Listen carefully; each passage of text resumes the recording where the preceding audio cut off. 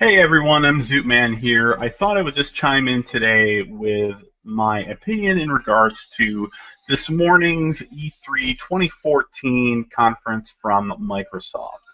Um, if you watched the Dotcast last night, and if you happen to miss it, please go and watch it. It was pretty fun. There were five of us just hanging out, shooting the breeze about all different stuff E3. One of the things that I mentioned, though, as Rich asked, what does Microsoft need to do in order to win E3? And just for the record, all this conversation about who's going to win, the important thing is that we win. And for us to win, we need games, games, games. And that's what I stressed last night in the podcast, that in order for Microsoft to really, really grab my attention, they need to come out swinging both arms with just games and games tattooed across both of their forearms, basically. Um, they kind of did that, but one of the things that I really noted last night, too, was that I need more than stuff that's going to be multi-platform. I need stuff that's not just Halo or Gears of War, which apparently was too early to be seen, as I thought it probably would have been. They needed to show me something new, and new first-party Microsoft exclusive stuff. Excuse me. They didn't really do that for me this year. I mean, I was content with what they showed off today, but a lot of it was third-party stuff. So let's kind of get right down to it. I'll give you some opinions that I have here real quick. One of the first things they showed off was Assassin's Creed. The four-player co-op was really kind of cool, but it's the single-player campaign that intrigues me most of all, and that's not just with this franchise, but with any game. I really kind of hate to jump on the no ships, no pirates, no sail bandwagon here, because I know a lot of people have been saying that today, especially since I know I'm going to end up buying this game regardless, but it would be awfully disappointing to go back in time, so to speak, in regards to gameplay. And I feel like that's kind of what we're going to get with this game. Before, in Assassin's Creed 4 Black Flag, you were a pirate. You were able to explore out at sea. You were able to engage in naval battles, which was pretty amazing. They really did, for pirating, what I think Batman Arkham Asylum did for actually making you feel like you're Batman. I mean, you felt engulfed in that experience. It was amazing.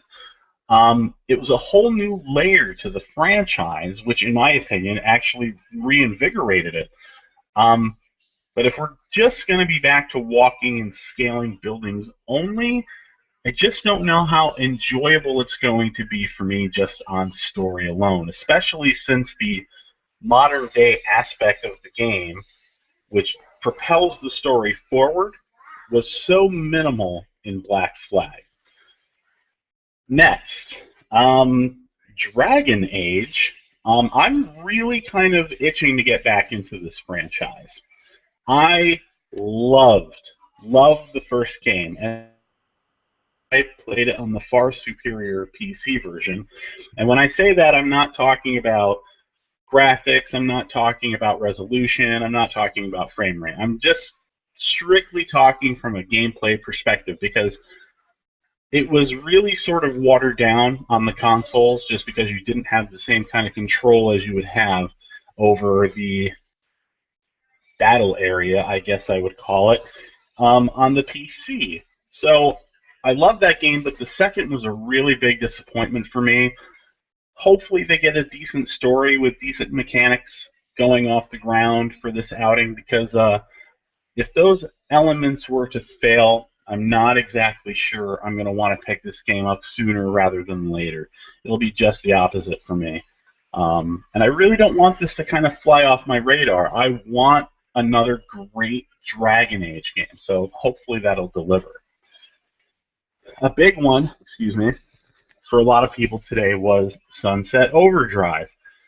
Now, I was curious, and I was hoping that this might be something else I'd be looking forward to, but I'm feeling pretty torn about it.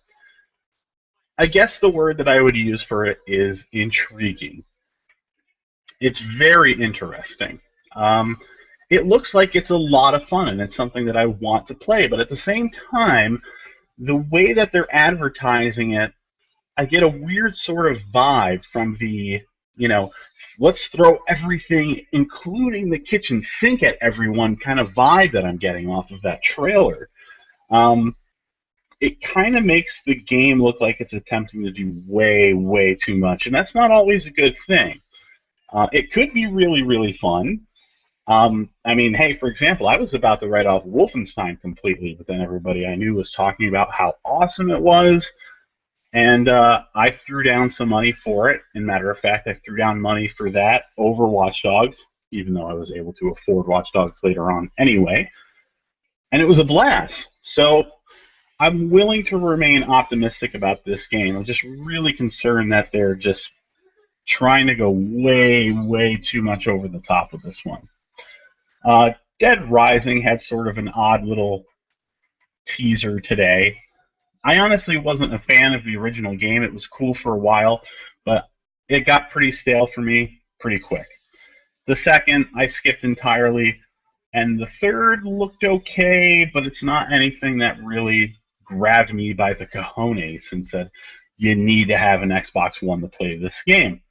Today they have some sort of fan's dream come true where you can cosplay as Street Fighter characters in Dead Rising 3, and I don't get it.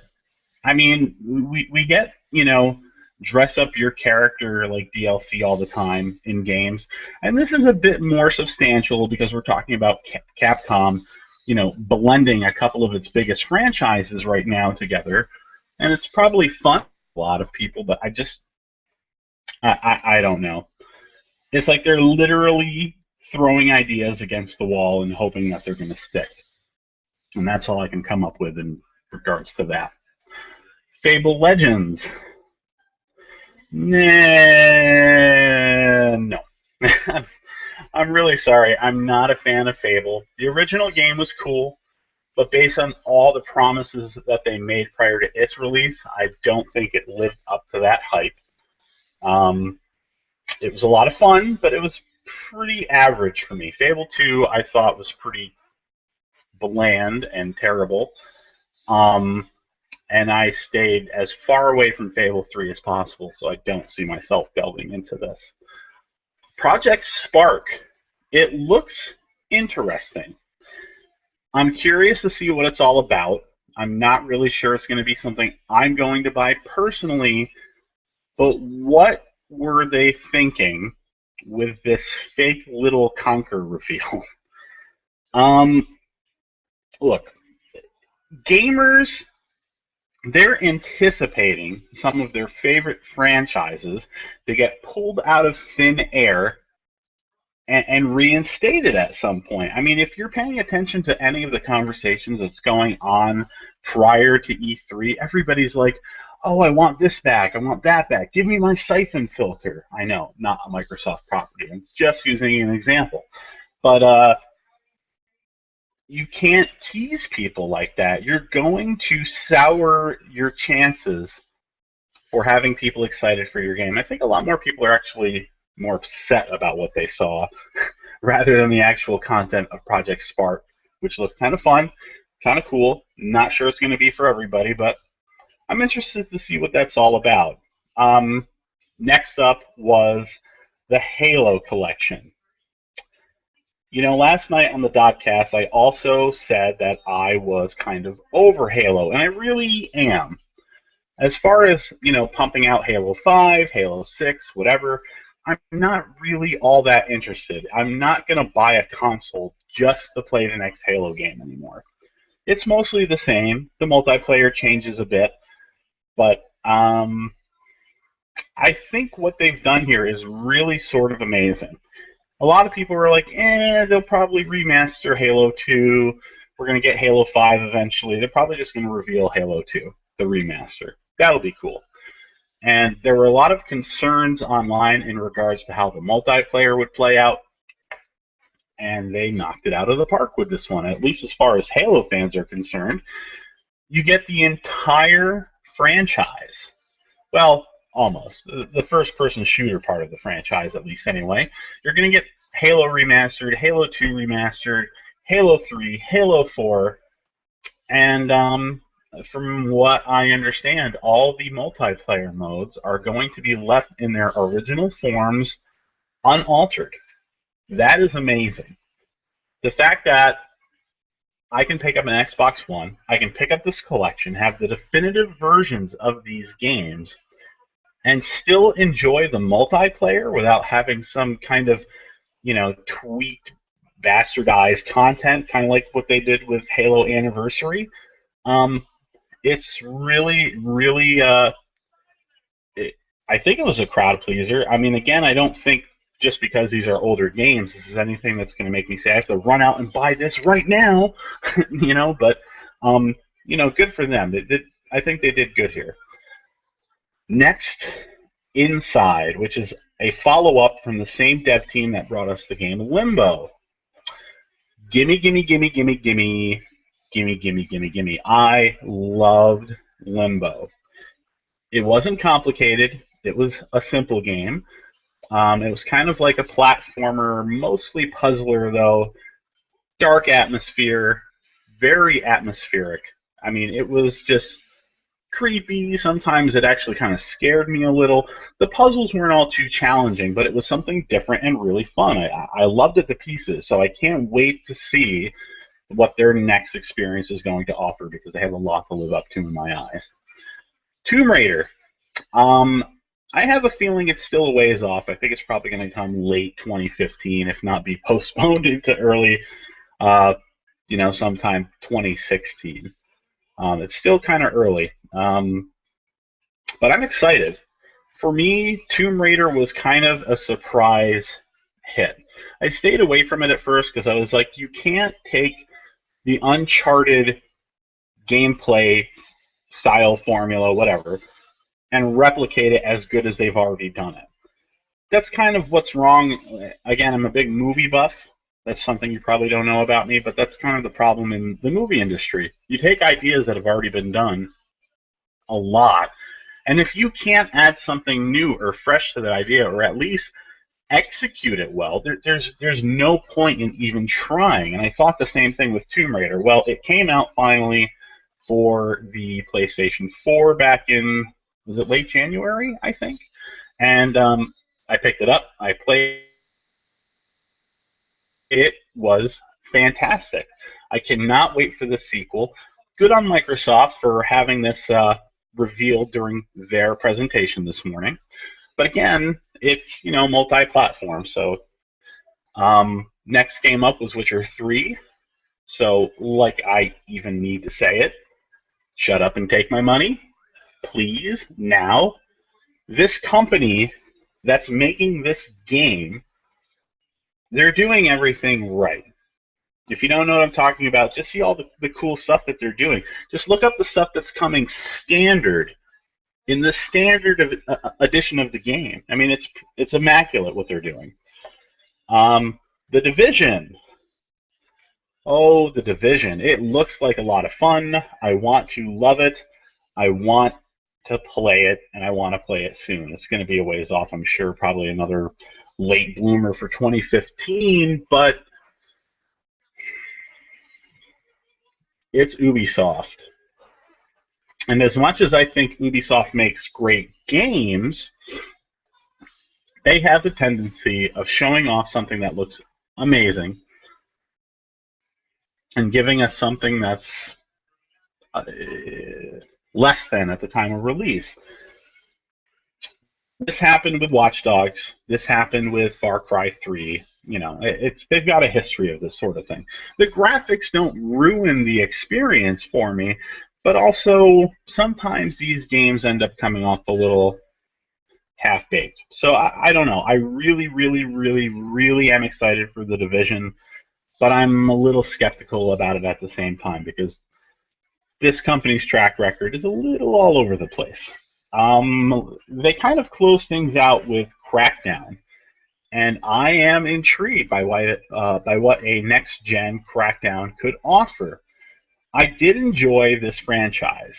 Um, they weren't mind-blowing or system sellers or anything, and as a matter of fact, just to sort of get it off the ground and get people to want to play it in the first place, I recall they were offering beta access to the Halo 3 multiplayer if you bought Crackdown. That's why I got it, and that's not something I would really do for a game anymore today. But it was fun. It was a lot of fun. But the thing is that in the game, you start off kind of low on the totem pole. You work hard for a while. It's a lot of fun, and then all of a sudden you get overpowered, and you're just jumping and leaping over everything. And then that world doesn't really feel like a world anymore. It does feel like a sandbox.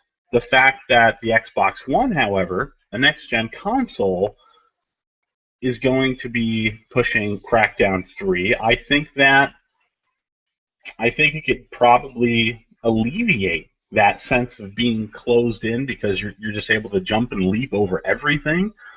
So I'm hoping that it's going to be great. But again, I'm skeptical. One thing I have to say and acknowledge is Phil Spencer at E3. Everybody was wondering what his presence was going to bring to the table. After all, last year we had, Don Matrick, and he just didn't really seem all that comfortable talking about video games or Xbox One in general. And even after the fact, he was just on a rampage last year after the announcement with PR blunder after PR blunder. And Phil Spencer, though, after they kicked Don Matrick's ass out, Phil Spencer was the perfect choice to bring Microsoft's Xbox division back to relevancy, and he showed that here today, I think. He didn't come off as a suit because this guy is a gamer, and that was very, very refreshing. I mean, imagine that. You actually have a gamer presenting gamers games. What a novel concept. But he had some class. He actually acknowledged and gave nods to both Nintendo and Sony, which is another thing too. I mean, this whole thing that I really, really despise about the build-up for E3 every year is that, especially at the launch of this, latest generation of consoles, it turned into this, and it's been this way for a long time, I know, but it's just so sickening with how connected we are on the internet nowadays. People just can't be happy as gamers. It's like, hey, if Xbox One, the Wii U, and the PS4 are all coexisting right now, and at least two of them are competing really heavily with one another, that's good for us, because the harder they have to fight against each other, the more stuff is going to come out of that. And that stuff is going to get to us, and we're going to be able to enjoy this stuff. The end result is going to be better, ultimately. So why just, be so standoffish and be so mean and go to other fans and being like, oh, you like this? Well, your opinion's stupid. I like this because yada, yada, yada. It's better. It's superior. Frame rate. I mean, resolution gate, all that stuff, it's irrelevant. The games are relevant. The fact that they're fun is what's relevant. And the fact that he's kind of being, sporty about the competition and not trying to rub anybody's faces in anything is a real solid plus for me. So I'm glad that Phil Spencer is heading the Xbox division at Microsoft, and I hope he stays there for a really super long time. I really don't see how he couldn't. He's the right guy for the job. So again, just to kind of wrap everything up, I think that the presentation from Microsoft today was decent.